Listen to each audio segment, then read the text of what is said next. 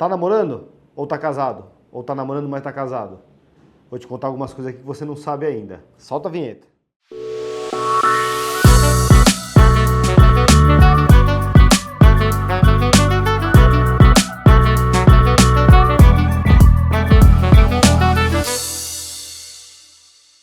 Bem, hoje a gente vai falar um pouco sobre regimes de casamento. Às vezes você até acha que não está casado, mas está. Hoje a gente tem basicamente 3 regimes de casamento no país, tá? O primeiro é a comunhão universal de bens, que era o regime padrão até 1977. De lá para frente mudou o regime padrão para a comunhão parcial de bens. E ainda existe uma terceira opção, que alguns casais adotam, que é a separação total de bens. Eu vou destrinchar um pouco agora com vocês, um a um, para vocês entenderem. Vamos lá. O primeiro, que é a comunhão universal de bens, como é que funciona? E funcionava no passado muito mais que era usado, né? Tudo que o cara tem antes do casamento, né, e pós-casamento, tudo se comunica. Ou seja, a cada R$1 que a pessoa tinha no passado antes do casamento, ou constituiu pós-casamento, é dos dois. Ou seja, o José e a Maria, o José ganha R$1 ou a Maria ganha R$1, na verdade é 50-50. E também entra nesse bolo eventuais heranças que o João e a Maria, né, que é os exemplos que eu estou dando, recebam de herança. Ou seja, o João tinha uma mãe, uma avó que tinha dinheiro, sobrou uma fazenda para ele. Na comunhão universal de bens, essa fazenda que sobrou para ele se comunica e metade por direito é da Maria. Tá? Agora, a primeira situação que a gente sempre analisa, no primeiro cenário se o João separa da Maria, tudo divide em 2. Ou seja, metade de todo o patrimônio fica para Maria, metade para o José. Agora, o ponto específico é se há um falecimento. Essa parte pouca gente conhece, porque não é muito usual falar sobre. Mas, no caso de falecimento, por exemplo, do João, ou do José, não sei qual que é o exemplo que eu estava dando, mas o caso que a Maria fica por direito com 50% dos bens, sem pagar imposto nenhum. A outra metade vai para os herdeiros legais, que no caso geralmente são os filhos, dividido em igual partes. Ou seja, tem 3 filhos, divide o que sobrou por 3. Só que nesse caso de herança, acaba incidindo o imposto, né, que é o ITCMD, o custo de advogado e cartório e por aí vai. Então, assim, no caso de uma separação, racha em 2, no caso de um falecimento, divide em 2, e essa parte remanescente, que era do falecido, vai para herdeiros legais, dividido em iguais partes. Perfeito.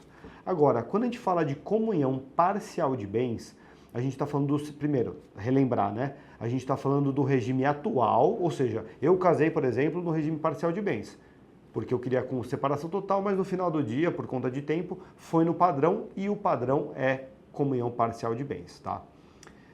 Tudo que foi constituído antes do casamento não entra na divisão.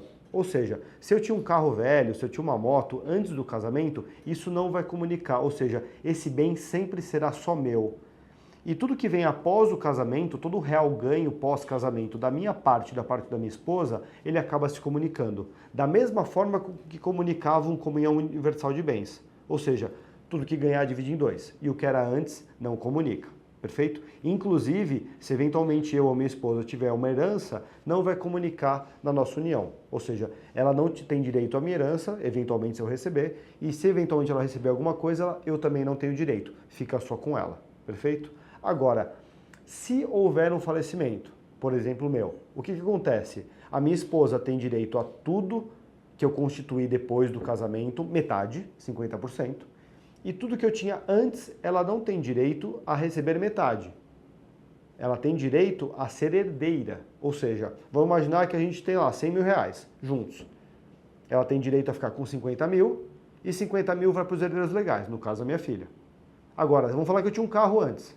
Esse carro, ela não tem direito à metade, só que esse carro vai para a herança. Ou seja, ela concorre ao carro em igual partes com os herdeiros, ou seja, com a minha filha. Então, o meu carro, ela vai ter que pagar imposto, mas ela vai ter direito a receber metade para ela, metade para minha filha. E esses 50 mil, que era a minha parte, vai ficar diretamente para minha filha. Lembrando que tudo que é herança paga imposto. Tudo que é meação, tudo que é por direito do outro, a parte do cônjuge, recebe isento de imposto. Ok? Agora, o terceiro cenário, que é a separação total de bens.